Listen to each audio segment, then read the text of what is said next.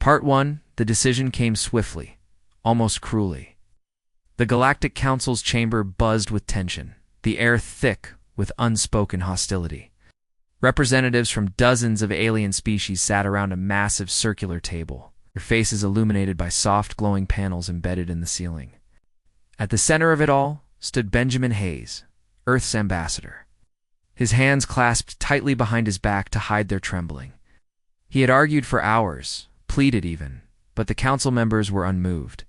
Humanity's fate was sealed.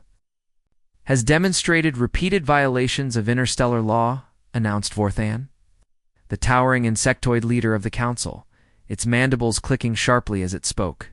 "Your species' reckless expansion and inability to coexist peacefully pose a threat to galactic stability. Therefore, we have reached a unanimous verdict. Humanity is hereby exiled from the Galactic Union." A murmur rippled through the room. Some aliens nodded approvingly, while others avoided eye contact altogether, unwilling to witness the despair etched onto Benjamin's face. It wasn't just him who would suffer. Billions of humans across the galaxy depended on alliances with these advanced civilizations for survival. Without access to resources, trade networks, or shared technology, humanity would be cast adrift in the vast emptiness of space. Benjamin swallowed hard, forcing himself to remain composed. His voice cracked slightly as he addressed the council one last time. "We are not your enemy," he said firmly, though his words felt hollow even to his own ears. "Give us another chance. We can learn. We can adapt." But Vorthan simply raised a clawed hand, silencing him mid-sentence. "The matter is closed," the insectoid declared coldly. "You will vacate all territories under galactic jurisdiction within 30 solar cycles. Failure to comply will result in military intervention." With that, the council members rose from their seats, leaving Benjamin alone in the cavernous chamber. For a moment, he stood frozen, staring at the empty chairs before finally turning away. Back aboard the human delegation ship, the horizon, chaos erupted. News of the exile spread quickly among the crew, sparking panic and outrage. People shouted over each other, demanding answers that no one could provide. Lila Carter, the ship's chief engineer, leaned against a console, her arms crossed tightly over her chest. She had always been practical, level-headed, but now she felt anger bubbling inside her. How could they do this? Humans weren't perfect. Sure, but neither were any of those so-called superior species. Samuel Drake paced nearby, his boots echoing loudly against the metal floor. A former military strategist turned diplomat, Samuel prided himself on his ability to think clearly under pressure. Yet today, clarity eluded him. He clenched and unclenched his fists, trying to suppress the urge to punch anything. "This isn't right," he muttered, more to himself than anyone else. "They're throwing us to the wolves." "They don't care about what's right," snapped Victor Lane, stepping into the fray. Tall and broad-shouldered, Victor radiated confidence, even in defeat. As the head of operations aboard the Horizon, he rarely hesitated to voice his opinions, and they often clashed with those of his colleagues. "What did you expect? They've never trusted us. To them, we're nothing but savages playing." "Dress up? That's not true," Claire Monroe shot back, her voice rising above the din. Petite and soft-spoken by nature, Claire usually preferred quiet observation to heated arguments. But today, frustration got the better of her. "We've done everything they asked, we followed their rules, played their games, and still they turned their backs on us. This isn't about trust, it's about fear. They're afraid of how far we've come," Victor scoffed. "And why shouldn't they be? Look at us, we're survivors. We take what we need and make the most of it. That's our strength. Maybe it's time we stopped groveling and started acting like the force we truly are." "Force!" Claire retorted, glaring at him. "Is that what you call running blindly into disaster? Because if that's your plan, count me out." Before Victor could respond, Benjamin entered the room, his expression grim. Instantly, the argument died down as everyone turned to look at him. Though exhausted, he managed to project an air of authority. "Enough," he said firmly. "Fighting amongst ourselves won't change anything. Right now, we need to focus on finding a solution, not tearing each other apart." He moved to stand beside a holographic map displayed on the central console. With a wave of his hand, he zoomed in on a cluster of stars near the edge of known space. "There's a system here," he explained, pointing to a small blue dot labeled Haven. "It's remote, barely charted, and uninhabited according to council records. If we move quickly, we might be able to establish a new colony there." Before anyone realizes where we've gone, Leela frowned, leaning closer to examine the map. "Uninhabited doesn't mean safe," she cautioned. "We don't know what kind of environment we're dealing with or if there are predators waiting to ambush us. And what happens when supplies run low?" added Samuel.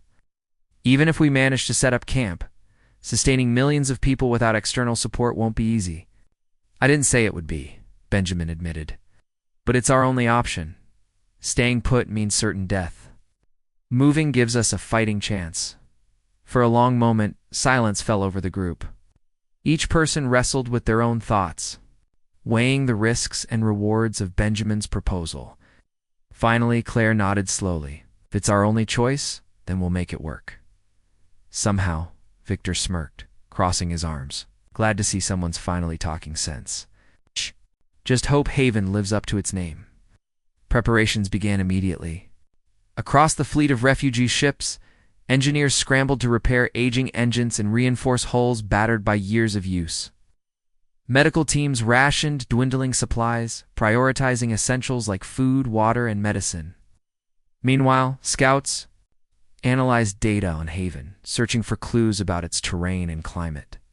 What little information they found painted a bleak picture: rocky landscapes, extreme weather patterns, and scarce vegetation. Still, it was better than nothing. As the days passed, tensions mounted. Families huddled together in cramped quarters. Unsure of what lay ahead, children cried, frightened by the uncertainty. While adults whispered anxiously about rumors of hostile alien forces lurking beyond council-controlled space, even the bravest among them couldn't shake the gnawing fear that they were heading toward oblivion. Yet amidst the despair, glimmers of hope emerged. Leela spent countless hours tinkering with old equipment, salvaging parts to create makeshift tools and machinery. Her ingenuity inspired others to contribute whatever skills they possessed, whether it was cooking, teaching, or storytelling. Slowly, a sense of community began to form, a fragile bond forged by shared hardship. On the eve of departure, Benjamin gathered the crew for a final briefing. Standing before them, he looked every bit the weary leader, burdened by impossible decisions. But when he spoke, his voice carried a note of quiet determination. "Tomorrow, we leave everything behind: the comforts of home, the safety of familiarity, the illusion of control. We don't know what awaits us on Haven. It may be harsh, unforgiving, even deadly. But I believe in us, in our resilience, in our capacity to endure. And I believe that someday, somehow, we'll rise again." His words hung in the air, heavy. With meaning, no cheers erupted. No applause broke the silence. Instead, heads bowed in solemn acknowledgement. They understood the gravity of the journey ahead. They also understood that failure was not an option, not if they wanted to preserve the future of their species. When the first rays of sunlight pierced the darkness of deep space, the fleet activated its engines, setting course for Haven. Behind them lay the ruins of shattered dreams and broken promises. Ahead stretched the unknown, a daunting expanse filled with both peril and possibility. For now, all they could do was hold on tight and pray that humanity's story was far from over. And so, with hearts full of doubt, yet minds resolute, they ventured forth into the great void, carrying with them the hopes of a race exiled but not defeated. Part 2. The journey to Haven was long, grueling, and fraught with challenges. The fleet of refugee ships patched together from outdated models and scavenged parts, limped through the vast emptiness of space like wounded birds. Each vessel groaned under the strain of its engines, which sputtered and coughed as if protesting their heavy burden. Ow. Inside, conditions were no better. Families crammed into tight quarters, sharing bunks meant for half their number. Supplies dwindled faster than anticipated, forcing rationing measures that left many hungry and irritable. Lila Carter spent most of her time in the engine room of the Horizon. Her hands blackened with grease as she worked tirelessly to keep the ship running. She was a problem solver by nature, someone who thrived on fixing things others deemed beyond repair. But even she struggled to stay optimistic as the days dragged on. Every hour brought new issues, leaking coolant lines, malfunctioning life support systems, and power surges that threatened to plunge entire sections of the ship into darkness. Still, she refused to give up. "If I can't fix it," she muttered to herself one night while wrestling with a stubborn valve, "then nobody can." Samuel Drake, meanwhile, focused on maintaining order among the refugees. As a former military strategist, he understood the importance of discipline in times of crisis. He organized patrols to monitor the corridors, ensuring no one succumbed to panic or violence. He also held regular meetings with community leaders, urging them to remain calm and united despite the hardships. Yet even Samuel couldn't ignore the growing tension aboard the ships. Arguments broke out over trivial matters: a spilled drink, a misplaced blanket, and tempers flared easily. People were tired, scared, and frustrated, and it showed. Benjamin Hayes tried to offer reassurance whenever possible, but his own doubts weighed heavily on him. He wandered the corridors of the Horizon late at night, listening to the hum of machinery and the muffled sounds of restless sleep. How could he lead these people when he wasn't sure they'd survive? The weight of responsibility pressed down on him like a physical force, making it hard to breathe sometimes. Still, he forced himself to smile during public addresses, projecting an image of confidence he didn't always feel. "We'll get through this," he told the crowd during one such speech. "Together, we'll build something better on Haven." When the fleet finally reached its destination, the sight of the planet did little to ease their fears. From orbit, Haven looked barren and unwelcoming, a patchwork of gray rock and reddish dust stretching endlessly across its surface. Thin clouds swirled in the atmosphere, hinting at violent storms below.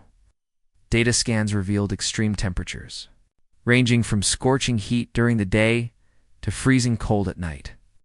There were no signs of water, vegetation, or animal life, just endless desolation. Despite the bleak outlook, there was no turning back. One by one, the ships descended toward the planet's surface, landing on a flat plateau near the equator chosen for its relative stability. As the ramps lowered and the first group stepped outside, a sharp wind whipped against their faces, carrying with it the metallic tang of alien soil. They squinted against the bright sunlight, shielding their eyes as they took in their new home. It was harsh, unforgiving, and utterly alien, but it was theirs. The initial days were chaotic.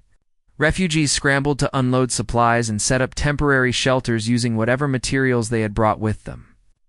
Tents made of reinforced fabric dotted the landscape, forming the beginnings of what would eventually become a settlement. Lila immediately got to work adapting old technology for survival. Using scrap metal salvaged from the ships, she fashioned crude tools and equipment, water purifiers, solar panels, and rudimentary heaters to combat the biting cold. Her innovations earned her admiration from the colonists, who began referring to her as the miracle worker. Samuel took charge of organizing labor teams, assigning tasks based on skill sets. Some dug trenches to divert rainwater into makeshift reservoirs. Others cleared rocks and debris to create open spaces for farming. Despite the grueling work, progress was slow. The ground proved difficult to till, resistant to even the sharpest tools. Seeds planted in hastily prepared plots failed to sprout, leaving everyone worried about future food shortages. Morale plummeted as reality set in. Building a sustainable colony on Haven would be far harder than anyone had imagined. Claire Monroe emerged as a voice of reason during these trying times. Teacher by profession, she turned her attention to education, setting up classes for children and adults alike. She taught basic survival skills: how to identify edible plants, if any existed, how to conserve water, and how to navigate the terrain safely. More importantly, she encouraged creativity and resilience, reminding her students that humanity had overcome countless obstacles throughout history. "We've been through worse," she often said with a reassuring smile, "and we'll get through this too." Victor Lane, however, remained skeptical. while others worked tirelessly to establish the colony. He spent his time exploring the surrounding area, searching for resources or opportunities. He believed that humanity's survival depended not on cooperation but on domination. Stronger than this, he argued during heated discussions with Benjamin and Samuel. Why waste time planting crops when we could conquer? Ow! There are other planets out there, rich with resources. All we need is the will to take them. His words sparked division within the group. Some agreed with Victor, drawn to his bold vision of conquest. Others sided with Claire, believing that peace and unity offered the best chance for long-term success. Benjamin found himself caught in the middle, torn between two opposing ideologies. He admired Victor's determination, but feared the consequences of his recklessness. At the same time, he shared Claire's ideals, yet worried they might prove impractical in such a hostile environment. Tensions came to a head one evening when a supply depot caught fire, destroying weeks' worth of precious rations. Accusations flew as tempers flared, with some blaming negligence and others suspecting sabotage. Fights broke out, and for a brief moment, it seemed the fragile community might collapse entirely. It was Samuel who intervened, stepping between the warring factions with a stern glare. "Enough," shouted, his voice cutting through the chaos. "This isn't helping anyone. If we turn on each other now, we're finished. We need to focus on solutions, not blame." His words struck a chord, calming the crowd enough for cooler heads to prevail. Benjamin seized the opportunity to address the group, urging them to channel their anger into productive action. "We've lost a lot today," he admitted, his tone somber yet steady, "but we haven't lost everything. As long as we stick together, we can rebuild, and we will." Inspired by his resolve, the colonists redoubled their efforts. Teams worked around the clock to construct sturdier shelters, reinforcing walls with stone and salvaged metal. Farmers experimented with different types of seeds, determined to find ones capable of thriving in Haven's unforgiving soil. Engineers rigged up wind turbines to supplement their dwindling energy reserves, while scouts ventured farther into the wilderness in search of water sources. Slowly but surely, the settlement began to take shape. Amidst the struggle, small moments of joy provided much-needed relief. Children played games in the dusty streets, laughing as they chased each other around piles of rubble. Musicians strummed guitars or beat drums, filling the air with lively melodies. Couples exchanged quiet words of love and encouragement, finding solace in each other's presence. These fleeting glimpses of normalcy reminded everyone why they fought so hard, to preserve not just their lives but their humanity. Yet challenges persisted. Food remained scarce, forcing strict rationing that left many weak and malnourished. Storms swept across the plateau without warning, tearing apart tents and scattering supplies. Medical supplies dwindled dangerously low, leaving doctors scrambling to treat injuries and illnesses with limited resources. And then there were the nights, the long, lonely nights, when the wind howled like a mournful ghost, driving sleep away and leaving only thoughts of uncertainty. Through it all, hope endured. It flickered faintly at times like a candle struggling against the wind, but it never went out completely.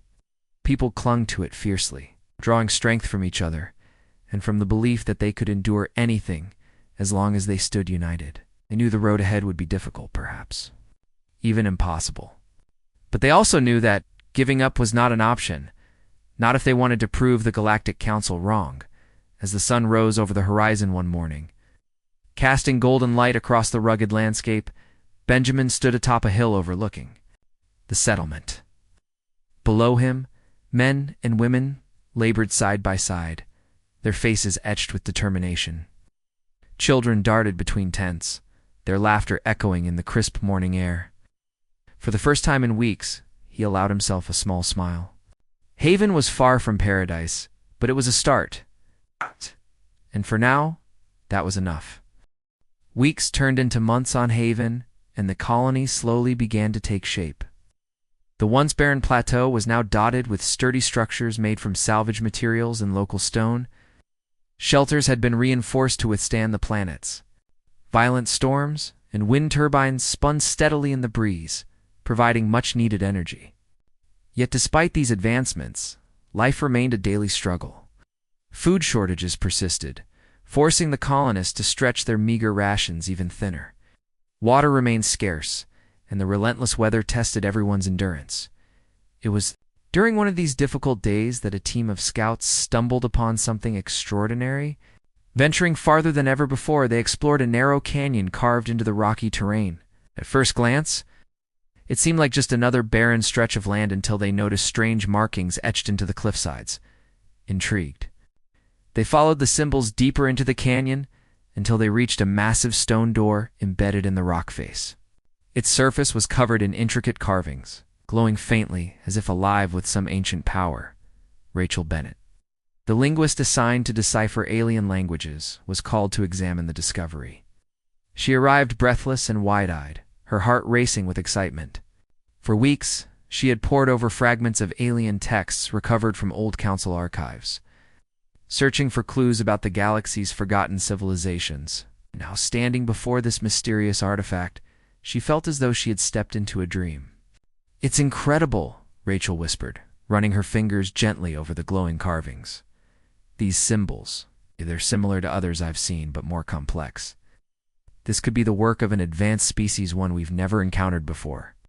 Victor Lane accompanied the group, his usual arrogance tempered by curiosity.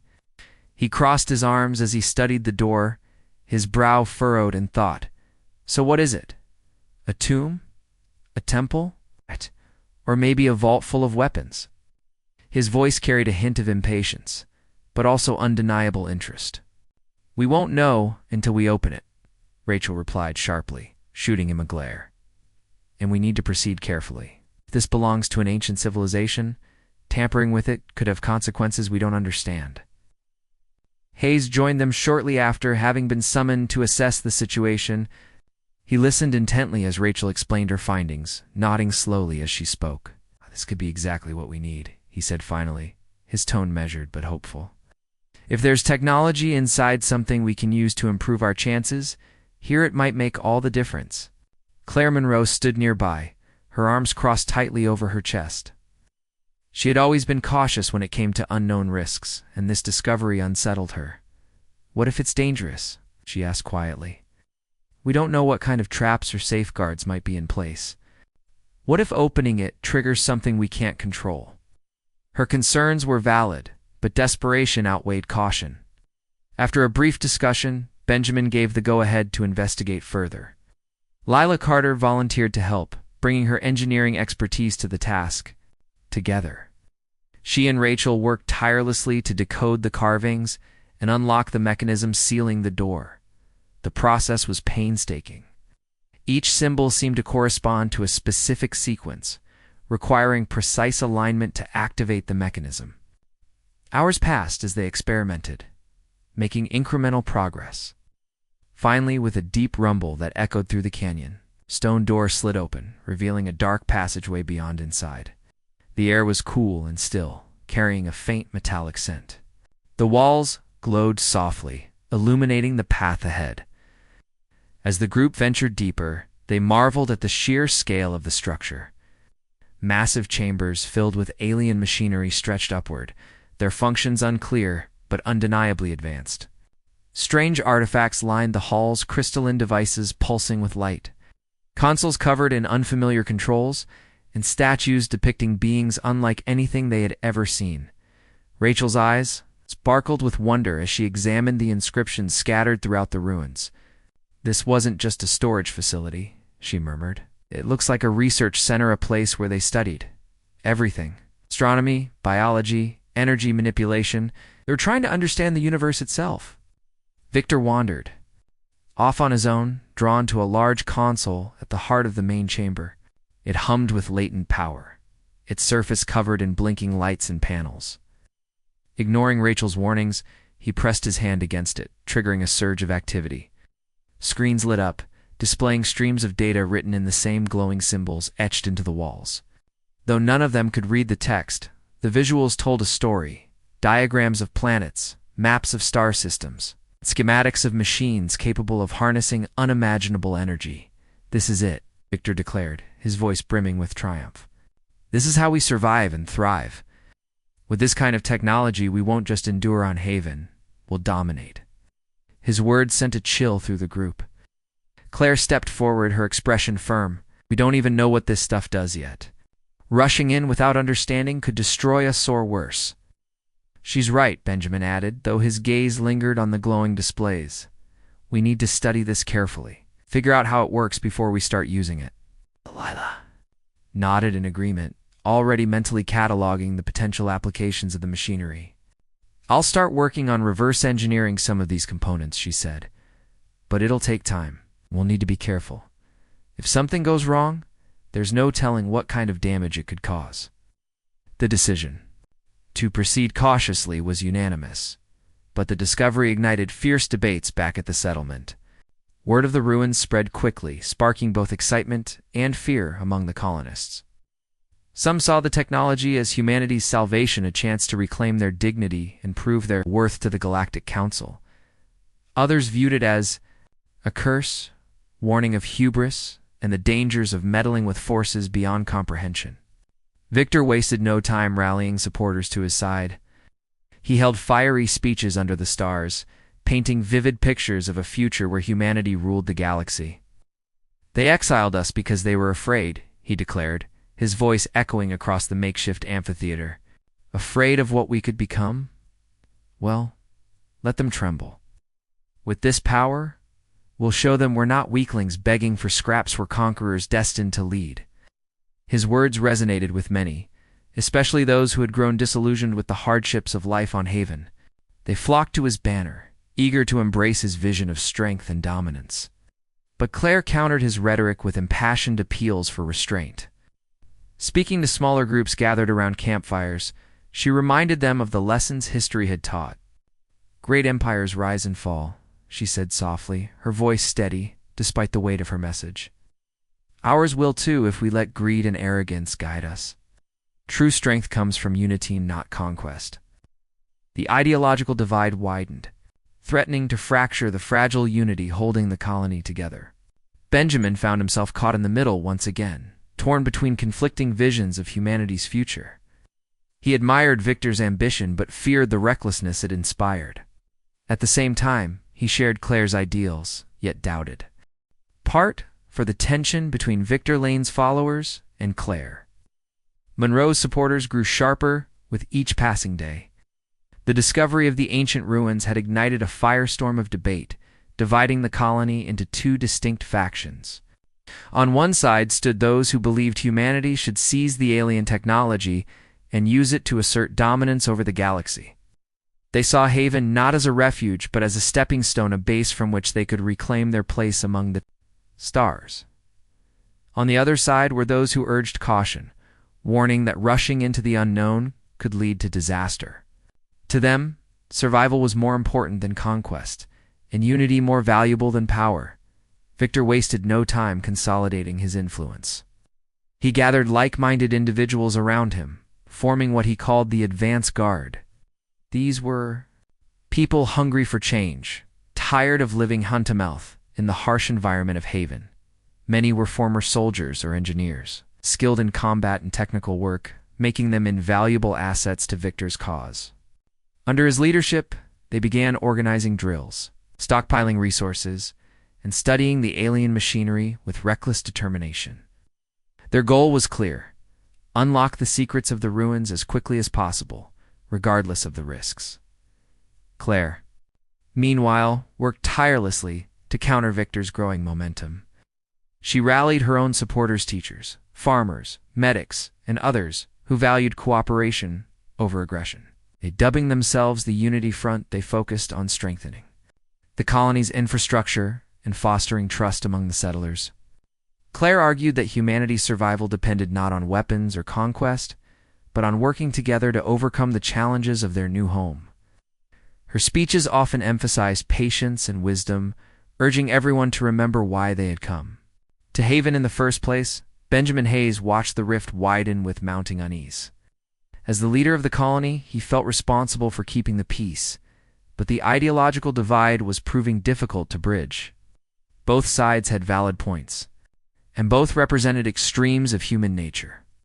Victor's ambition reflected humanity's drive to push boundaries and defy limits, while Claire's caution echoed the lessons learned from centuries of conflict and loss. Benjamin knew that choosing one over the other would only deepen the division, so he tried to remain neutral, hoping for a compromise that might satisfy both groups. But neutrality came at a cost. Some accused him of indecisiveness, claiming his reluctance to take a firm stance weakened the colony's resolve. Others resented his attempts to mediate, seeing them as interference in matters best left to individual choice. The weight of leadership pressed down on him harder than ever, leaving him exhausted and unsure of how to proceed.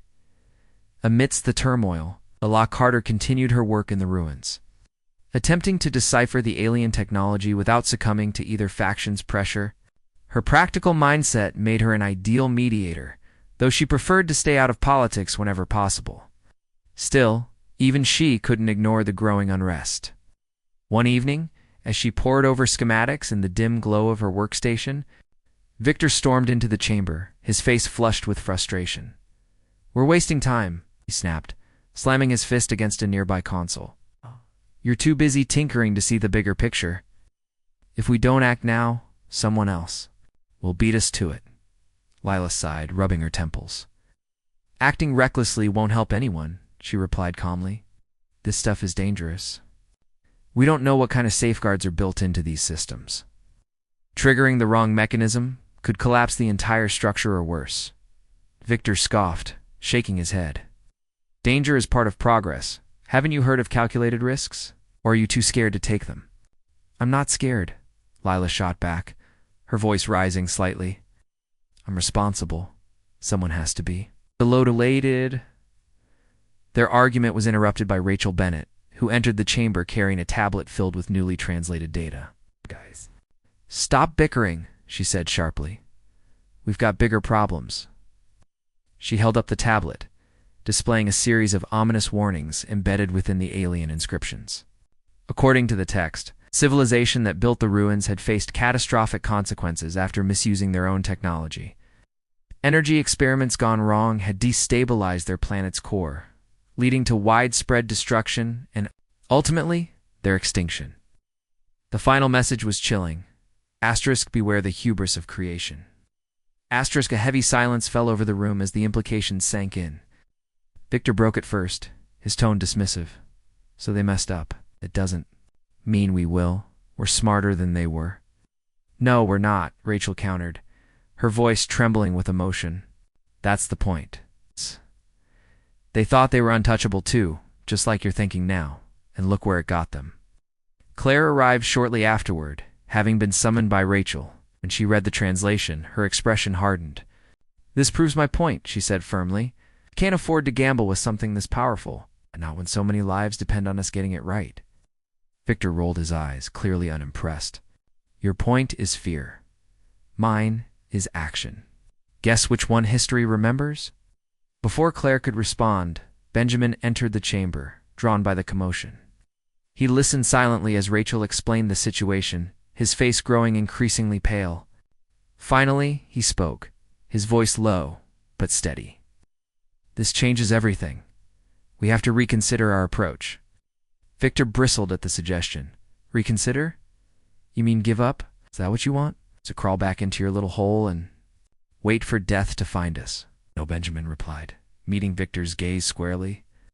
"What I want is for us to survive, not destroy ourselves because we couldn't control our greed." The confrontation escalated quickly, with both men exchanging heated words until Claire stepped between them, her arms raised in a gesture of peace. "Enough," she shouted, her voice cutting through the tension. "Fighting won't solve anything. If we keep tearing each other apart, we'll fail before we even begin." Her words seemed to deflate some of the anger in the room, allowing cooler heads to prevail. Reluctantly, Victor backed down, though his scowl suggested he wasn't done arguing. For now, at least, the immediate crisis was averted. Over the following days, Benjamin called for a series of meetings to address the issue. Representatives from both factions gathered in the main hall, seated awkwardly across from one another. The atmosphere was tense, with accusations flying back and forth. Victor accused Claire's group of holding humanity back, while Claire accused Victor's followers of being reckless and selfish. It seemed impossible to find common ground. Finally, Rachel intervened, presenting her findings about the ancient civilization's downfall. Her explanation was clear and compelling, painting a vivid picture of the dangers posed by unchecked ambition. They didn't fail because they lacked intelligence, she concluded. They failed because they stopped asking questions, assumed they knew better, and that arrogance cost them everything. The room fell silent as her words resonated. Even Victor seemed shaken, though he masked it behind a stoic expression. Slowly, the conversation shifted toward finding a middle path. Could they harness the technology safely? Could they balance ambition with caution? No one had easy answers, but the willingness to listen marked a turning point. In the end, Benjamin proposed a compromise: establish strict guidelines for studying the ruins. Enforced by a joint team composed of members from both factions, Victor reluctantly agreed, though only after securing assurances that research would continue swiftly. Claire, too, accepted the plan, recognizing it as the best chance for unity. As the meeting adjourned, Benjamin lingered behind, watching the groups disperse. He felt a flicker of hope, a fragile, tentative thing, but hope nonetheless. Humanity's future on Haven remained uncertain, but for the first time in weeks, felt like they were moving forward together rather than pulling apart. Outside, the wind howled across the plateau, carrying with it the promise of storms yet to come, but inside the settlement, beneath the glow of makeshift lights, a spark of resilience burned brightly. Whatever challenges lay ahead, they would face them not as rivals, but as survivors determined to endure. Part 5. The uneasy truce between Victor Lane's advance guard and Claire Monroe's Unity front held, for now. Under Benjamin Hayes' leadership, a joint team was assembled to study the alien ruins, tasked with balancing ambition and caution.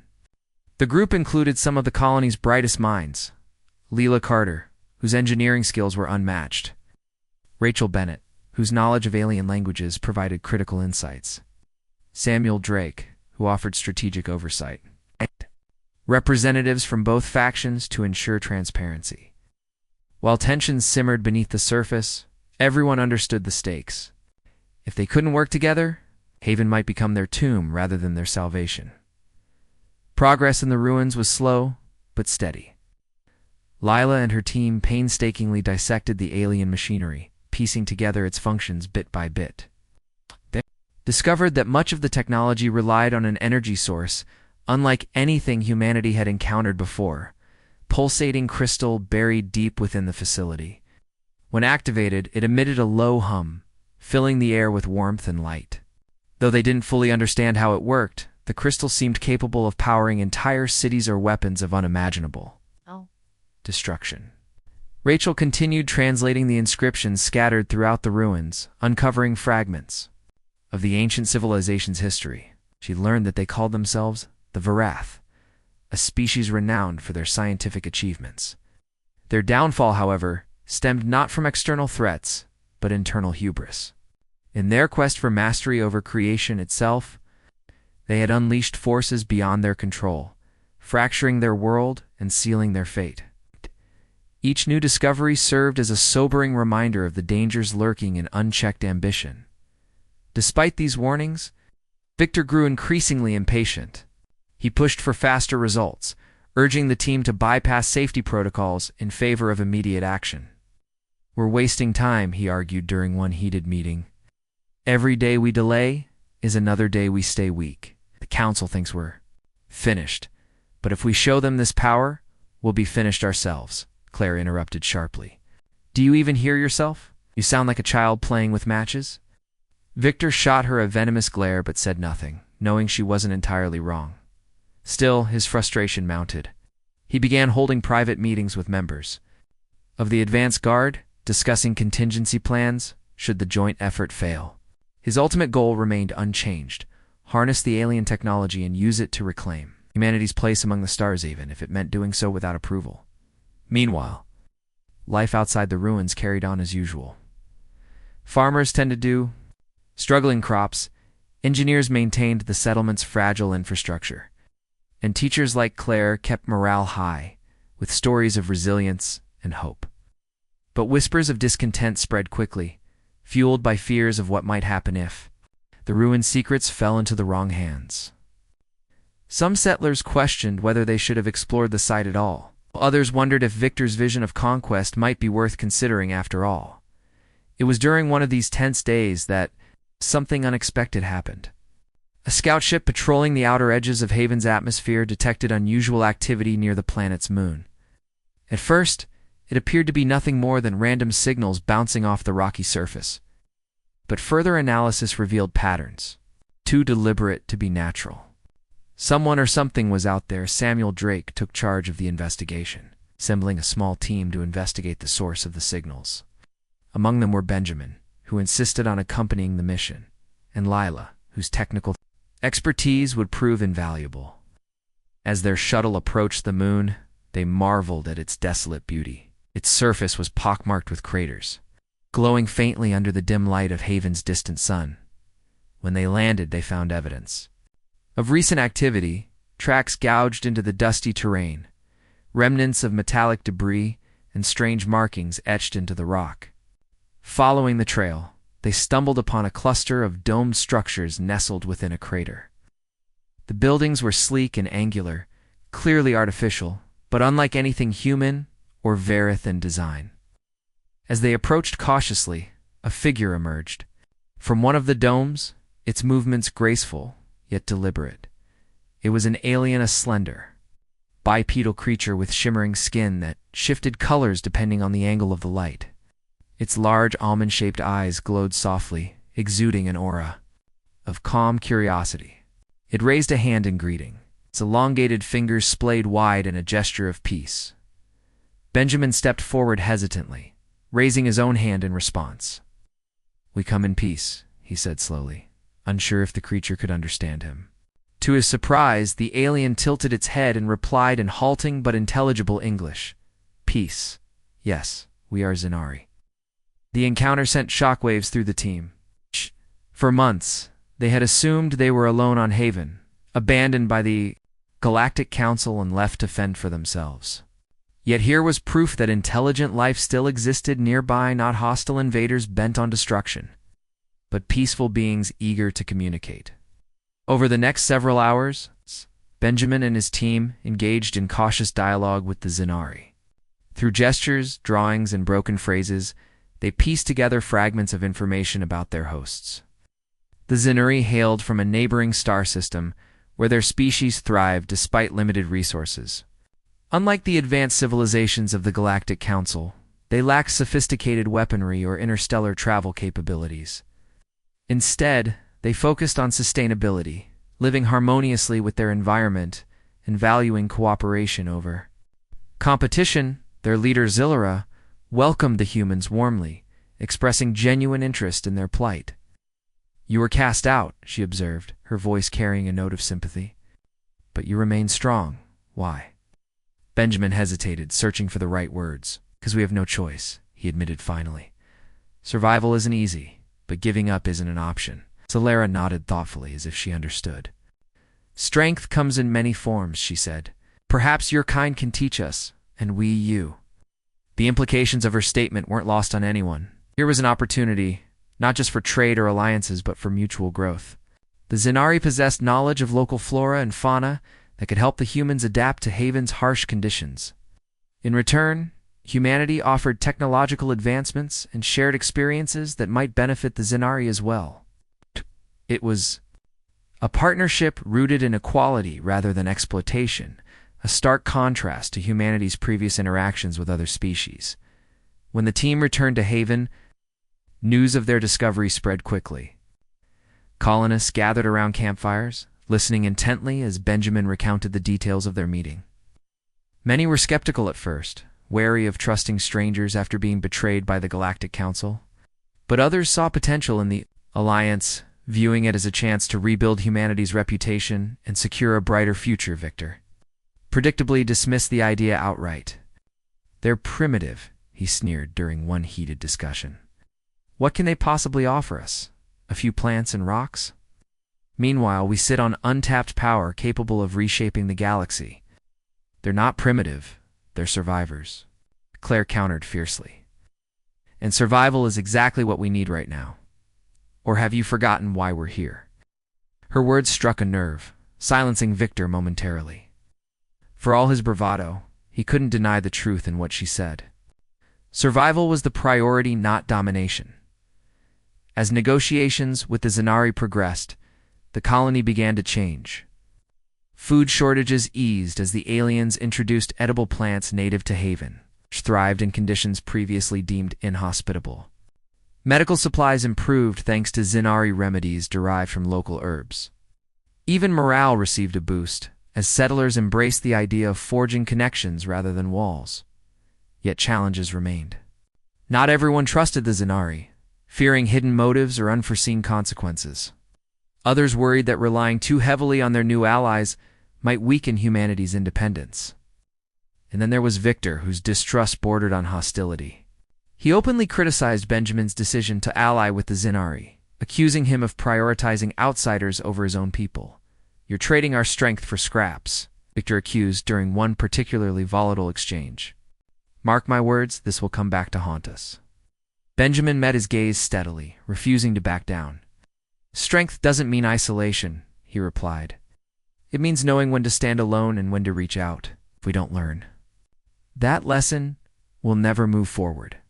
For now, the alliance held firm, offering a glimmer of hope in an otherwise uncertain future. Humanity's journey on Haven was far from over, but for the first time they weren't walking it alone. With the Zenari by their side, they faced the unknown, not as exiles, but as explorers, ready to carve out a new destiny among the stars. Part 5. The uneasy truce between Victor Lane's advance guard and Claire Monroe's Unity Front held, for now. Under Benjamin Hayes' leadership, a joint team was assembled to study the alien ruins, tasked with balancing ambition and caution. The group included some of the colony's brightest minds: Leela Carter, whose engineering skills were unmatched; Rachel Bennett, whose knowledge of alien languages provided critical insights; Samuel Drake, who offered strategic oversight; and representatives from both factions to ensure transparency. While tensions simmered beneath the surface, everyone understood the stakes. If they couldn't work together, Haven might become their tomb rather than their salvation. Progress in the ruins was slow, but steady. Lila and her team painstakingly dissected the alien machinery, piecing together its functions bit by bit. They discovered that much of the technology relied on an energy source unlike anything humanity had encountered before, pulsating crystal buried deep within the facility. When activated, it emitted a low hum, filling the air with warmth and light. Though they didn't fully understand how it worked, the crystal seemed capable of powering entire cities or weapons of unimaginable destruction. Rachel continued translating the inscriptions scattered throughout the ruins, uncovering fragments of the ancient civilization's history. She learned that they called themselves the Varath, a species renowned for their scientific achievements. Their downfall, however, stemmed not from external threats, but internal hubris.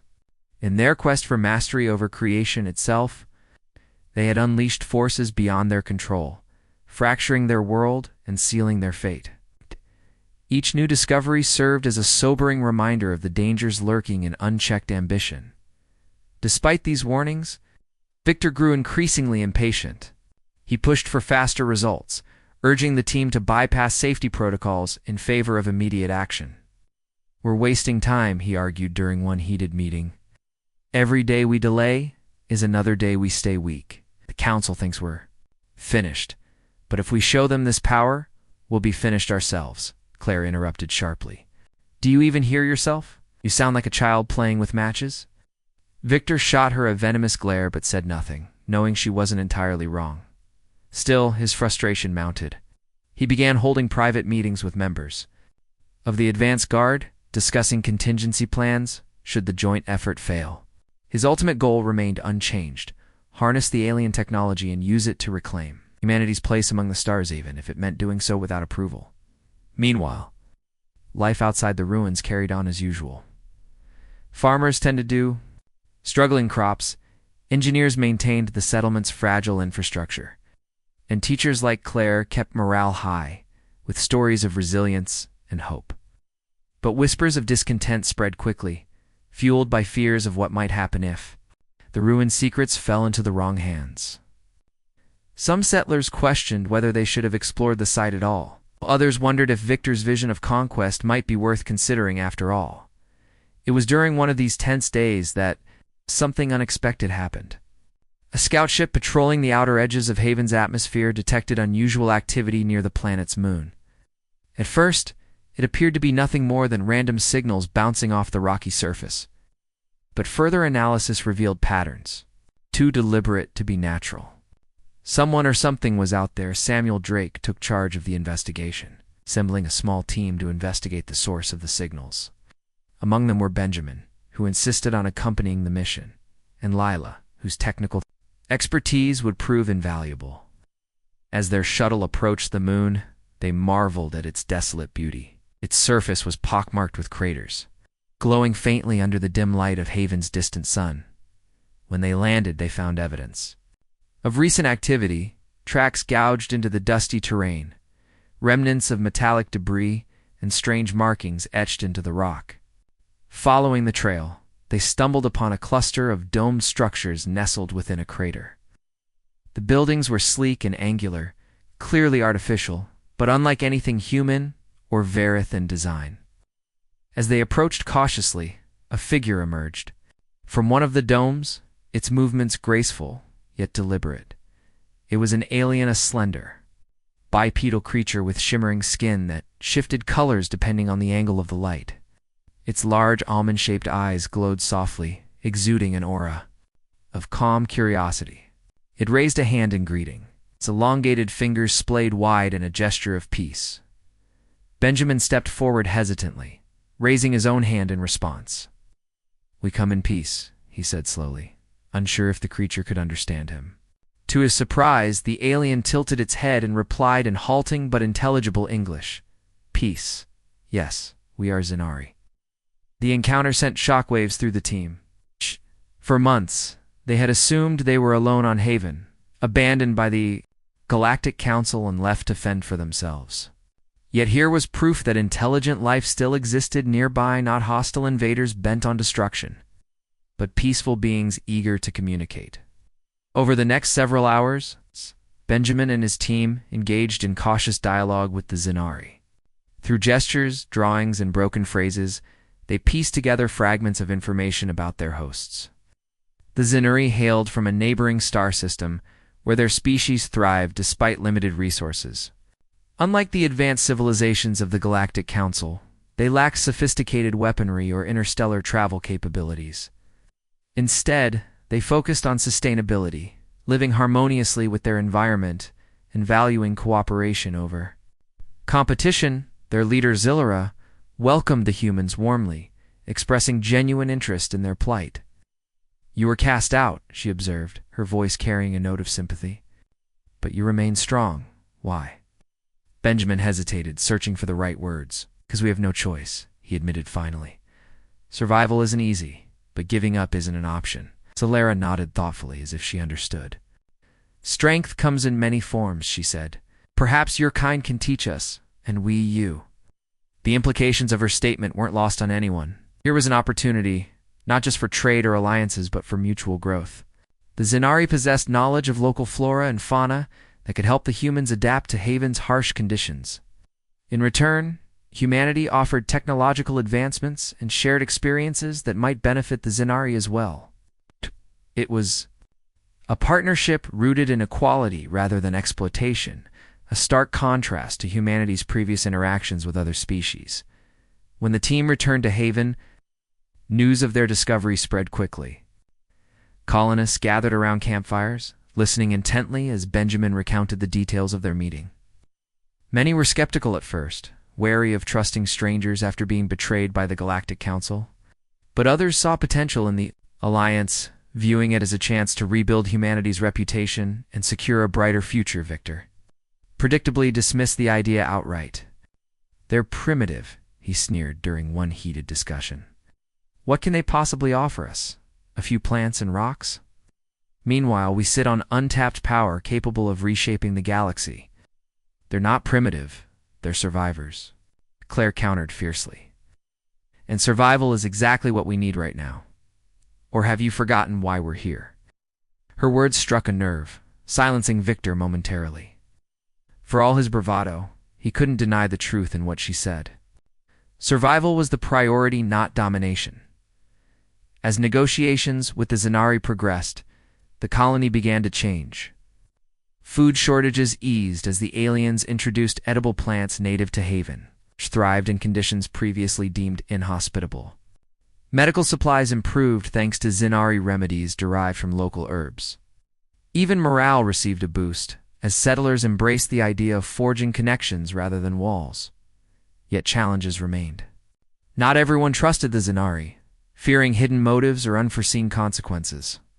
Others worried that relying too heavily on their new allies might weaken humanity's independence.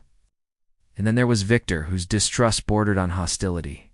He openly criticized Benjamin's decision to ally with the Zenari, accusing him of prioritizing outsiders over his own people.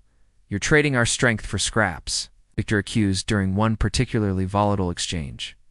"Mark my words, this will come back to haunt us." Benjamin met his gaze steadily, refusing to back down. "Strength doesn't mean isolation," he replied. "It means knowing when to stand alone and when to reach out. If we don't learn that lesson, we'll never move forward." For now, the alliance held firm, offering a glimmer of hope in an otherwise uncertain future. Humanity's journey on Haven was far from over, but for the first time they weren't walking it alone. With the Zenari by their side, they faced the unknown, not as exiles, but as explorers, ready to carve out a new destiny among the stars. Part 7, the aftermath of the battle, left Haven scarred but alive. The colony had survived the invasion, but the cost was high. Craters pockmarked the plateau where plasma blasts had struck, and blackened ruins served as grim reminders of the destruction wrought by the enemy fleet. Many settlers were injured, some critically, and makeshift medical tents overflowed with patients needing care. Supplies of medicine dwindled dangerously low, forcing doctors to ration treatments and prioritize the most severe cases. Yet despite the physical toll, the emotional wounds ran deeper. Families mourned, loved ones lost in the fight, while survivors struggled to shake off the lingering fear that another attack could come at any moment. Benjamin Hayes moved among the wounded. "All right." Offering words of comfort wherever he could. His own exhaustion was evident, dark circles under his eyes. Shoulders slumped beneath the weight of leadership, but he refused to rest until everyone's immediate needs were met. "We've been through worse," he told a grieving mother, cradling her child, "and we'll get through this too." Though his voice carried reassurance, doubt gnawed at him privately. Long could they keep fighting? Sooner or later their enemies would return, and next time they might not be so lucky. Victor Lane, however, saw the battle as a triumph rather than a tragedy. Standing atop a pile of rubble overlooking the settlement, he surveyed the damage with a mixture of pride and calculation. To him, the victory proved humanity's strength and resolve. It also reinforced his belief that aggression, not diplomacy, was the key to survival. "They came for us," he said to his followers during an impromptu gathering later that day, "and we sent them running. Imagine what we could do if we took the fight to them instead." His words stirred excitement among the advance guard, many of whom were eager to retaliate against those who had attacked their home. But Claire Monroe wasn't convinced. She stood nearby, arms crossed tightly over her chest, listening intently. As Victor outlined his vision of preemptive strikes and conquest, when he finished, she stepped forward, her expression firm. "You want revenge," she said sharply. "But revenge won't fix this. It won't heal the wounded or bring back the dead. All it will do is create more enemies." Victor smirked. Clearly unimpressed, enemies are inevitable. Better to make them fear us than pity us. Claire shook her head, frustration simmering beneath her calm exterior. "Fear doesn't win. Loyalty, it breeds hatred. And hatred leads to more war. Is that really what you want?" Before Victor could respond, Benjamin intervened, stepping between them with a weary sigh. "Enough," he said firmly. "We don't have the luxury of tearing each other apart right now. If we're going to survive, We need to focus on rebuilding, not arguing about what comes next. Though his words temporarily silenced the debate, the ideological divide remained sharp. Victor continued pushing for aggressive action, rallying his supporters with promises of power and retribution. Meanwhile, Claire worked tirelessly to rebuild trust within the colony, emphasizing unity and cooperation as the path forward. The tension between the two factions simmered just below the surface, threatening to boil over at any moment. Amidst the chaos, Lila Carter threw herself into repairing the colony's defenses. With help from Zenari engineers, she upgraded the plasma cannons and shield generators, ensuring they were ready for another assault. She also began experimenting with new applications for Veroth technology, hoping to develop tools that could give humanity an edge in future conflicts. Her workshop buzzed with activity as settlers brought her damaged equipment and spare parts, trusting her to turn scraps into solutions. Despite her relentless drive, even Lila couldn't ignore the growing unease around her. It feels like we're just waiting for the next storm, she admitted one evening to Rachel Bennett, who was cataloging data from the ruins. Rachel nodded thoughtfully, her gaze distant. Maybe we are, but storms pass. What matters is how we weather them. While the colony focused on recovery, Samuel Drake turned his attention outward. Using salvaged scanners and modified probes, he monitored nearby star systems for signs of further activity. His efforts paid off when he detected faint signals emanating from a cluster of moons, orbiting a gas giant several light-years away. The transmissions were fragmented and heavily encrypted. But one thing was clear: someone or something was communicating with the invaders who had attacked. Haven Samuel reported his findings to Benjamin immediately, spreading a map across the central console in the command center.